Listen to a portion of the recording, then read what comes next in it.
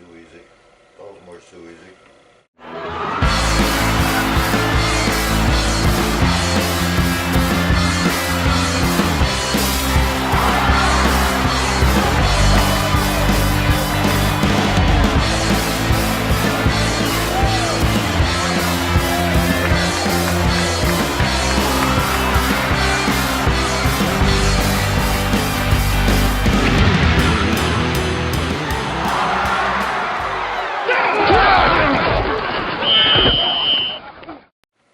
Hi, and welcome to Week 10 of the I Formation. I'm Jeff Gibbons. And I'm John Moist. And back online this week. We had a small hiatus last week. You did see our picks up online.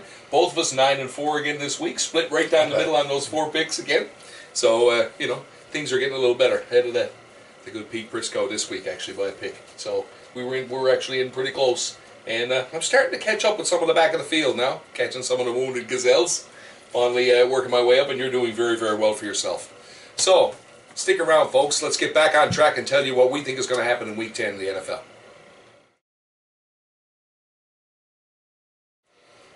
Hi, welcome back to the I Formation. Now we're going to make our picks for week number 10, starting with the Battle of Ohio. Cleveland to Cincinnati. Thursday night. What do you think? We're both agreeing. We figure the Cincinnati Bengals will have enough resolve to win at home and beat the Browns.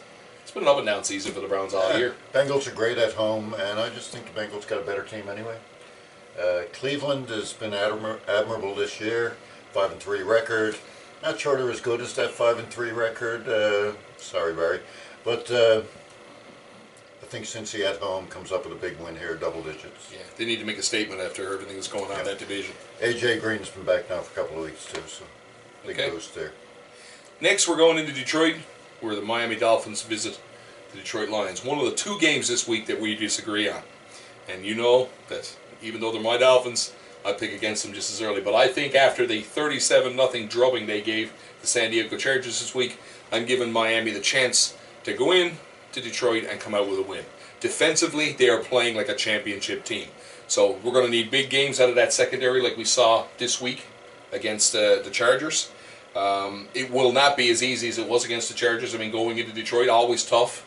And the emergence possibly of Calvin Johnson coming back, Megatron this week. So it'll be interesting to see how that works and what kind of pass coverage you're going to be looking at. But I'm picking Miami to win this close with the penultimate road game. What do you say? Battle of 2 great defenses. I think the difference here might be that Detroit has a little bit of a better offensive line. Miami's offensive line is much improved from last year, but I think that Detroit's going to put a little bit more pressure on Tannehill than Miami puts on Stafford. So for that reason, I'm going to pick Detroit, and because they're at home, I'll pick Detroit by a field goal. So that's a close game out of one for all you pro-line fans out there. Next, we got Kansas City going into Buffalo to play the Bills. And Kansas City's on fire. We're making a statement over there in that division, and I don't see Buffalo being able to handle Kansas City. Oh, last game Buffalo beat up on the Jets, though, and you know how great the Jets are. Sorry, Dad. Okay. D-A-V-E, Dave. All right. Okay, we're both picking the Chiefs then. Yeah. To go in. Jamal Charles, big game. Sure. Next, we got Pittsburgh, the new and improved Pittsburgh Steelers, going into play the Jets. 12 touchdowns, 2 games. Well, I thought you were saying 12 touchdowns in this game, because that could happen. Could be. Yeah, this is a team. Rex Ryan should be biting his nails now. I think he's getting close to the end of his tenure there. Finally, I think it's going to be, we're soon getting to that last straw. I don't even see this being close. I think Pittsburgh is going to win there and mow them down at home in the Meadowlands. Yeah, I think so. I think Pittsburgh's going to win this one big. Not sure about the mow them down. You're talking like double digits. I see it more like 6 points or something. I think the Jets going to hang with them for the first half or something. 6-26, somewhere around there in that area. You know. They'll be spiking that ball all over Jimmy Hoffa. Next, we got Tennessee going into Baltimore to play the Ravens. I lost this pick this week against Pittsburgh, but I think the Ravens they have something to prove. I think this is a blowout. I think so too. I think they're going to torch them. I think Baltimore's going to have big games from the receivers. They're going to have a big game on the ground. Defense coming up big. I think Baltimore absolutely torches Tennessee this week. Tennessee's got a better chance of staying close if the bus gets delayed. There you go. That's what I'm thinking too. 10 points at least. Next we've got San Francisco going into the Big Easy to play the Saints. And surprisingly, we both agree here. Yes. Saints. When the Saints go marching in. You know that I'm not a big fan of what's going on out there in San Francisco. Still not convinced that they're all that. And I don't know if they're going to make a playoffs. There's some pretty scary moments going on out there in the Well, when everybody started talking about Colin Kaepernick, was it last year or the year before, or whenever it was a big game that he put up against the Saints at the Superdome that got the talk starting. So, maybe there's some history here, and maybe I think San Francisco can keep this game close. I don't see it as a blowout at all. But and San Francisco could pull the upset. But I think New Orleans has a bit too much offense there now. So what you're saying now is one of these two teams is going to win. Exactly what I'm going to say. Okay.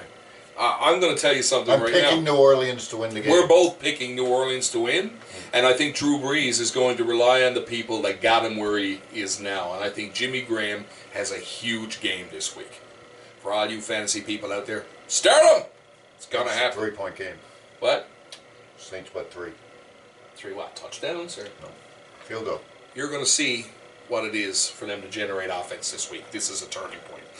Next, we got Dallas going into Jacksonville to play the Jaguars. Then we've got Atlanta going into Tampa Bay. Well, let's just state that, you know what? All is not well in Jerry Jones land now. There are some serious issues. Jacksonville's getting better every week, but they're not good enough yet. I think that with DeMarco Murray, who was finally held under 100 yards. Jaguars giving up, about 140, 150 yards a game on the ground. They're going up against the top running back in the NFL. Yeah, I think that he's got something to prove this week. And plus, I think, while Brandon Whedon hasn't been stellar in the role stepping in for Tony Romo, I'm not even sure what Romo's status is this week. There's a lot of smoke and mirrors there.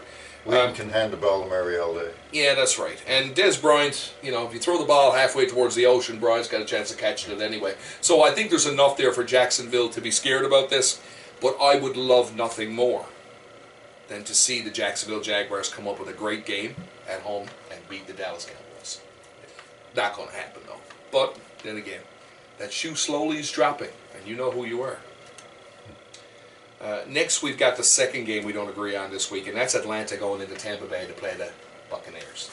And, I guess this is about as close to the WGAF bowl as you can get this year. Both of these teams have been less than stellar, although Tampa Bay can always turn around after what's happened with Pittsburgh this year and say, we beat you, right? Which is true. Tampa Bay at home, that's the only reason I see this. I mean, Atlanta's only got a couple of wins this year. I think, Tampa Bay's got one. This is a chance for them to even that score. And I think both of these teams have played abysmally poor this year. I just think that at home, I'm just giving them the edge. I don't think either one of these teams has got the ability to walk over the other one. I think it's close, and I just given Tampa Bay the edge for the home team. I'm going to go with Atlanta because I think that they have a much better quarterback playing in this game. Matt Ryan's going to go into Tampa and try to prove that he's still one of the best in the game. And also Atlanta their offensive line has only allowed 7 sacks this year, so giving Ryan lots of protection. And I think for that reason I'm going to pick Atlanta to win this one by touchdown. Certainly Tampa Bay to win is going to have to come up with some big defensive plays this week. West is a good guy, or not West, Levante David, I mean. And I think that, if they can keep this close, they can finish Matter of fact, this. I think David leads the NFL in tackles. Well, here you go. Rounding out our list now, let's go. Denver's going into Oakland to play in the Black Hole. It's the Denver Broncos. Quite a rough week this week against the Patriots. Didn't see that coming. Peyton Manning has saddled the entire blame on his shoulders, saying that he just was terrible. And they lost Nate Irving, too. That's a big linebacker gone there. I mean, the guy had like 50 tackles going into this game. So, but Oakland is... big loss to the Broncos there. Oakland's current state, we would call that a rebuild. Right, yeah. The David Carr, Matt Schaub kind of philosophy, and all those things out there. I just think Denver is going to regroup this week, and I think this is 10+ points. I agree. Okay. Next, we've got the New York Giants going in to play the 12th man in Seattle. And I think this one's 10+ points. I think Seattle's going to show up at home, 12th man and all that. Russell Wilson, Marshawn Lynch. They're going to put on a show here, and they're going to hold Giants under 20, I think. Well, I think, and it's funny you talk to Russell Wilson and the offensive players. When what got them to the Seattle Seahawks in the first place was their stellar defense. Now, and picture the perfect storm now of Peyton Manning, who in the last 2 seasons has been less than stellar. He's had pockets of brilliance. Actually, earlier this season he played very well, but is prone to interceptions, prone to, he's lost some players. He's lost Victor Cruz for the year. Some of these things are really adding up. But I think with this great offense versus the vulnerability of Manning, I think that you're right. I think this is a bad scene. This is a bad team to meet, and especially in Seattle. 10+ points is, I'd say, 2 touchdowns. And defensively, there's going to be a big score here. Points off of turnovers. Next, we've got St. Louis going into Arizona to play the top team in the NFL. Right now, yeah, they're ranked number 1. You know something? I really got to say, I don't think they deserve the number 1 ranking. They're actually ranked 32nd in pass defense. I want to Even speak. with Patrick Peterson there. I was speaking to the record. I was speaking to the record. They're the only team with 1 loss now. 1 loss. And quietly 10-6 last year and missed the playoffs. This is a team that can get can make some noise and are poised themselves to win that division. Yeah. So still a lot to go on there. There's still a lot of interdivisional games to play, or divisional games to play. But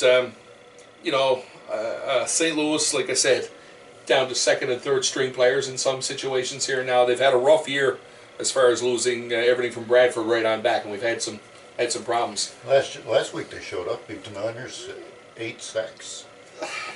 Yeah, and defensively at home, they play very well. I just don't see them going into Arizona and beating the Cardinals. I think the Cardinals are poised to win again.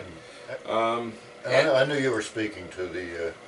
I know you were speaking to the record there, the 1-loss record, but I know CBS has them actually ranked number 1 in the NFL. I don't see that. I really don't. Where do they get the Patriots? Do we want to start this conversation? 3 or 4. They're in the top 4, I would say. Yeah. Well, actually, I figured they'd be higher than that, but I'm surprised that Denver slipped just with one. I think they got New England at 2 and Denver at 3. Yeah, that could very well be. Yeah. But again, that's the job of these people who've been touting those 2 teams all year to be the best teams in the AFC. There's no other teams. Although suddenly this week we're starting to see sports writers jump on the Miami train. And Pittsburgh. I mean, how can you not look at Pittsburgh with all the points they've scored? And be kind of glad we're not seeing them this week. But we'll see. Arizona, I still don't think that this is an offensive fest. I think you take the under here, and probably 7 points at best. Yeah, I agree. Okay. Now we got the Chicago Bears going into Lambeau to play the Green Bay Packers. And I would think that given the amount of defense these 2 teams have put up so far this season, that we're going to look at about, what do you think, 70 to 67? Sound about right? Yeah. Take the over here, folks. You got Chicago coming off the bye, and Brandon Marshall's got to put up or shut up, though. Yeah, he really does. Cutler has been through the ringer as well. I'm looking for Cutler to have a good game here, but I just don't think they're going to be able to beat them in Lambeau. I think that you're going to get the likes of Randall Cobb and Jordy Nelson showing up as they have been doing all year. Yeah. And I just think that this is a team that's dangerous. Remember, folks, relax. It's going to happen. On the ground. Aaron Rodgers, once again, best passer rating in the NFL right now. And they pumped him up. Yeah. This guy's over there! All right. Finally, we've got our Monday nighter. Carolina at Philadelphia. Who's the Philadelphia Eagles? I believe they're in first place, aren't they? They are, and who's throwing for them? Oh, the Sanchez. The Sanchez. That's what I heard someone call him earlier this week. Let's not talk about the fact he's 3-6 his last 9 starts in the NFL, but we will talk about the fact that he's got LaShawn McCoy. I was just about to say the same thing. And Carolina has a very poor run defense. You can just hand them Sean McCoy all day and let him run. Sanchez did throw a couple of nice passes in that last game. I was kind of... Really? I think he had 2 touchdown passes, and one was pretty nice. He threaded a needle. Is that right? I think it was more of a surprise. It was Halloween. Maybe they thought it was a disguise or a costume. Perhaps he made a mistake and he didn't. He meant to throw it badly, and it just ended up good. I actually heard that it wasn't him at all. It was Tim Tebow in a Halloween costume. Right. Quite But, possible. well, let's say, you know what? He needs to make a statement. Give the devil his due. He's walked into a situation where he's no longer the first string. And Foles now with surgery, he's going to be at least 4 to 6 weeks. Yeah. So this could be his chance. I think you take the over in this one too. I think so too. But I don't think Superman himself is going to be able to beat the Philadelphia Eagles at home. And I think this is the turning point. Yep. What was that? A shoe dropping in that division? It could very well be. That's the way we see these picks this week, folks. Stick around, and we'll tell you who our player and teams of the weeks are.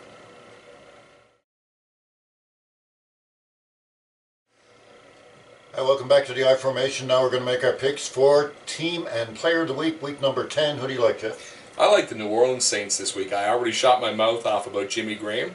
Let's go with Jimmy Graham. Expect Drew Brees to throw to him all day, every day, and maybe 2-3 touchdowns this week. Who do you like? My Team of the Week is going to be the Green Bay Packers in a battle on the frozen tundra of Lambeau Field. And I think that Chicago has a horrible pass defense right now. And I think Rodgers could break records this week. Aaron Rodgers, huge game. Really? Awesome. Okay, that's how we see it this week, folks. Glad to be back. Glad that you're back. Come back next week and see how we did. And, of course, follow us on Twitter. Check us out on our iFormation page on Facebook. And, of course, check our Gmail account and send us some feedback there. All of that information is going to be in our credits as we roll at the end. So, anything else you want to say this week? No, that's it. You know that Halloween's over, man. It's time to take that mask off. I didn't want to scare anybody, so I left my mask off. Yeah. Oh, anyway, that's how we saw it, folks. Thanks again for tuning in. Remember, when you're out watching those games this week, don't drink and drive. Respect the game. And until next week, it's good night from me. And it's good night from him. Have fun. 10 beginning with a Thursday night in the Battle of Ohio.